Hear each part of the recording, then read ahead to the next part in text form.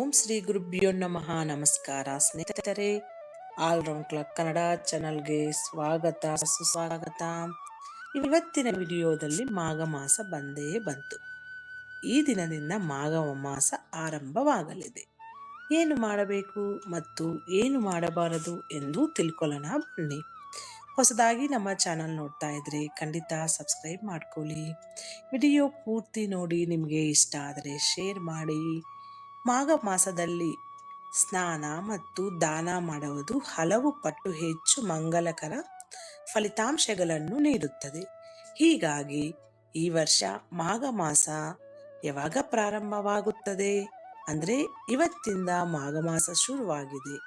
ಈ ಸಮಯದಲ್ಲಿ ನಾವು ಏನು ಮಾಡಬೇಕು ಮತ್ತು ಏನು ಮಾಡಬಾರದು ಅಂತ ತಿಳ್ಕೊಳ್ಳೋಣ ಬನ್ನಿ.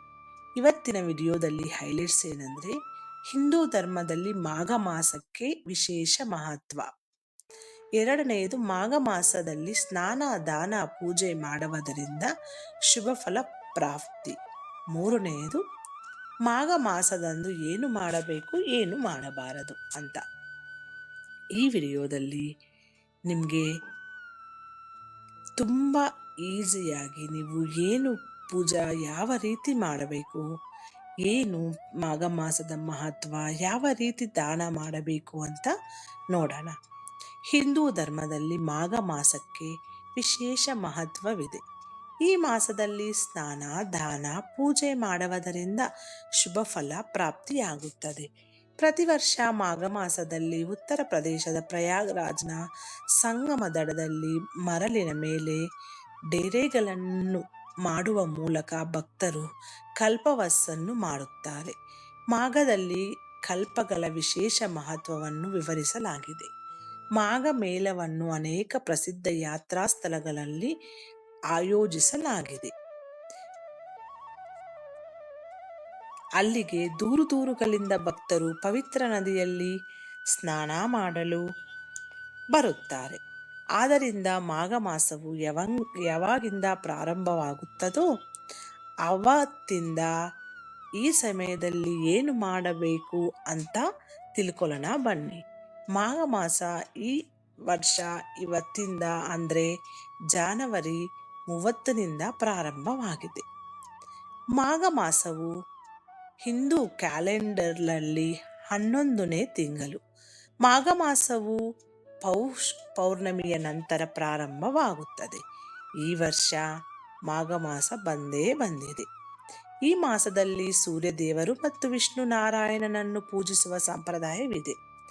ಇದರೊಂದಿಗೆ ಮಾಘದಲ್ಲಿ ಗಂಗಾ ಸ್ನಾನಕ್ಕೂ ಹೆಚ್ಚಿನ ಮಹತ್ವವಿದೆ. ಗಂಗಾ ಸ್ನಾನ ಮಾಡಲು ಸಾಧ್ಯವಾಗದೇ ಇದ್ದರೆ ಮನೆಯಲ್ಲಿ ಸ್ನಾನ ಮಾಡುವ ನೀರಿನಲ್ಲಿ ಗಂಗಾ ಜಲವನ್ನು ಸೇರಿಸಿ ಸ್ನಾನ ಮಾಡಬೇಕು. ಈ ಪರಿಹಾರವನ್ನು ಮಾಡುವುದರಿಂದ ಗಂಗಾ ಸ್ನಾನದಂತೆಯೇ ಫಲಿತಾಂಶವೂ ಸಿಗುತ್ತದೆ. ಮಾಘ ಮಾಸದಲ್ಲಿ ಈ ವಿಷಯಗಳನ್ನು ನೆನಪಿನಲ್ಲಿಡಿ. ಮಾಘ ಮಾಸದಲ್ಲಿ ನಾವು ಮುಂಜಾನೆ ಎದ್ದು ಸ್ನಾನ ಮಾಡಿ ಪೂಜೆ ಮಾಡಬೇಕು. ಮಾಘ ಮಾಸದಲ್ಲಿ ಶ್ರೀಮದ್ ಭಗವದ್ಗೀತೆಯನ್ನು ಪಠಿಸಿ. ಮಾಘದಲ್ಲಿ ತುಳಸಿಯನ್ನು ಪೂಜಿಸುವುದರಿಂದ ಪುಣ್ಯ ಫಲ ಸಿಗುತ್ತದೆ.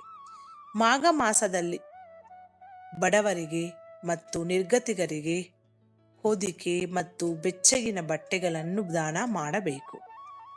ಇದಲ್ಲದೆ ಮಾಘದಲ್ಲಿ ಕರಿಯೆಳ್ಳು ಅನ್ನ ವಸ್ತ್ರ ಧನ ದಾನ ಮಾಡುವುದು ಫಲ. ಮಾಘ ಮಾಸದಲ್ಲಿ ಯಾರನ್ನು ನಿಂದಿಸಬಾರದು. ಮಾಘ ಮಾಸದಲ್ಲಿ ಹರಿತ ವಸ್ತುಗಳಿಂದ ದೂರವಿರಿ.